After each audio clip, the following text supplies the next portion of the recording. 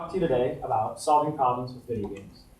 Now, most people think that video games are just for fun or a way to kill time or boredom, but when you look into it, especially in a culture that has been heavily influenced by video games, such as ours, there are many scientific, social, and economic benefits that come along with it.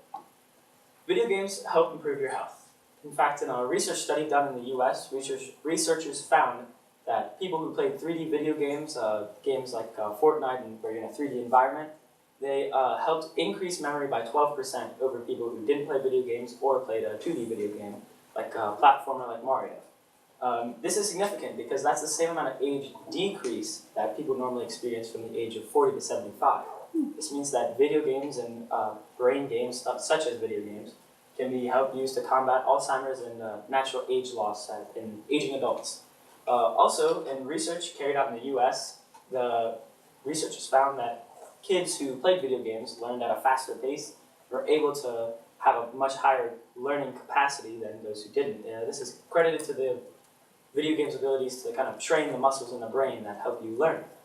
Also, those researchers found that those video games can help teach kids awareness about things like climate change. And in fact, in that same game that they were referencing in the quote, the game Earth Games is one that is entirely committed to solving real complex problems such as climate change or pollution or alternative fuel sources and taking creative solutions that is the main focus of video games. Also in the game Fold It, which was referenced by Jay McGonigal in one of her TED Talks, it's a game that helps find enzymes, and enzymes are folded amino acids on each other. And in fact, Fold It, there's a problem. It's a virus that causes AIDS in monkeys that's created through an enzyme, but it has stumped researchers for 15 years on how to find it. Researchers, supercomputers, professionals all alike. It took a team of gamers 10 days to find out that enzyme. Now, also, with that teamwork, with solving problems, it also helps encourage teamwork. Now, games like Portal are entirely cooperative, where you require teamwork and working together, which are very valuable skills into industry and moving forward into jobs. And also, again, going back to the TED Talk by Jay McGonigal, the second largest collection of human knowledge on the internet, only next to Wikipedia, is the World of Warcraft wiki, it's a video game, which just shows how well people can work together when they play games.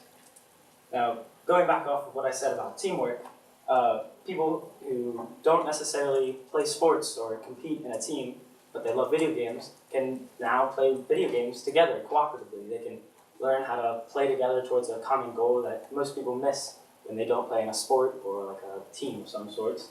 And also, around 2/3 of gamers claim that they've made up to 5 friends while playing games, and 37% say they've made even more than that.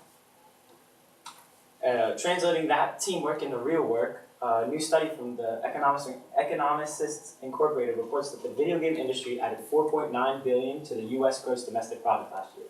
That's a very large amount of money. The entertainment side of software and development has also been one of the fastest growing industries in the nation.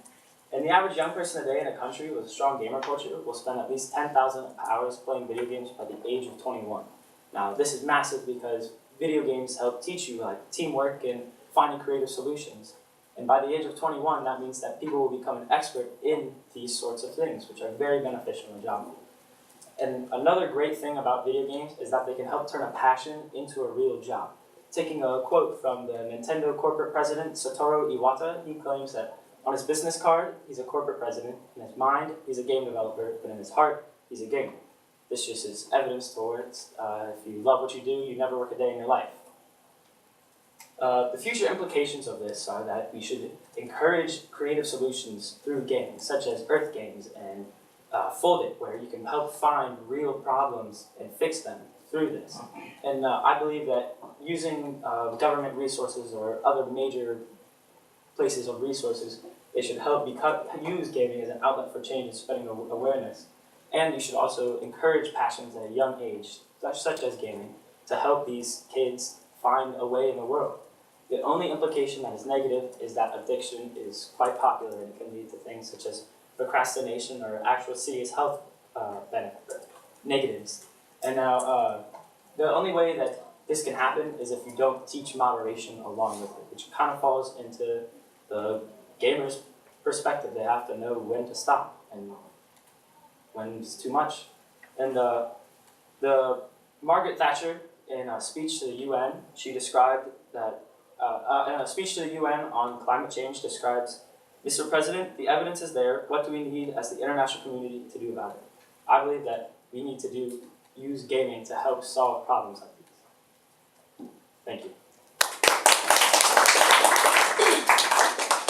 Okay, a couple questions for you. First one is, how valid and reliable are the sources you've used? How do you know, and which sources didn't work? There were a couple of sources that were really reliable, such as one from Max Latnick. I found it on a database that was quite reputable and it was very peer reviewed. Now there were some that were websites, there were links, like the Nichols source that I had prior mentioned. That it kind of worked, but it was from a blog that was not as reputable as a database. But it worked because the author of it has very experience in the field and was a tech writer. And now I had also some other sources that were also from blogs that were privately owned, and they were just a person on the internet saying what they thought was true, but through further looking into the website, it proved to not really work, to falses or errors in other sorts of blogs.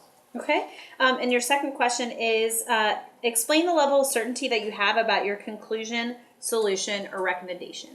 I'm very certain the validity in it, because gaming can really be a powerhouse, especially nowadays with how fast it's growing. Every kid has played Fortnite or done something along the sorts of it, and it's incredibly powerful. And if we utilize the power that has and transform it into, rather than entertainment, into an actual legitimate help, such as Foldit, then yeah, I believe it to be an incredibly strong way to fix things.